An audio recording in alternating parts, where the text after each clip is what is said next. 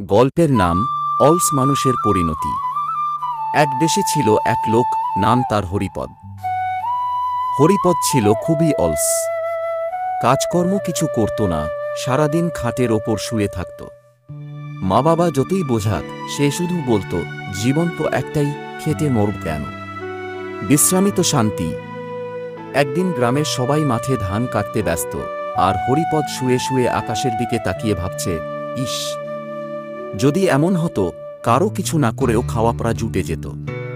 ঠিক তখন এক বয়স্ক সাধু সেই পথে যাচ্ছিলেন। হরিপদ তাকে দেখে বলল, বাবা, এমন কিছু মন্ত্র বলেন যাতে আমি কিছু না করেই ধনী হয়ে যাই। সাধু হেসে বললেন, তুই যদি প্রতিদিন ভোরে উঠে একটা পাথর তুলে রেখে দিস বাড়ির কোণে, 1 মাস পর দেখবি অলৌকিক কিছু ঘটবে। হরিপদ ভাবল, এ তো সহজ কাজ, একটুখানি পাথর তোলাই তো। সেই দিন থেকেই হরিপদ নিয়ম করে ভোরে উঠে পাথর তুলতে লাগল। কিছুদিন পর সে লক্ষ্য করল, তার শরীর আগের চেয়ে বেশি শক্তিশালী হয়ে গেছে, ঘুমও ভালো হয়।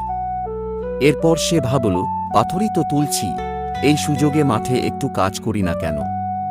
এভাবে ধীরে ধীরে হরিপদের অলসতা দূর হয়ে গেল। 1 মাস পর সে ভাবল, সাধু তো মিথ্যা বলেননি, অলৌকিক কিছু সত্যিই ঘটেছে, আমি নিজেই বদলে গেছি। শিক্ষণীয় বার্তা: অলসতা মানুষকে পিছিয়ে দেয়, আর পরিশ্রমী জীবনের সেরা সফলতা এনে দেয়।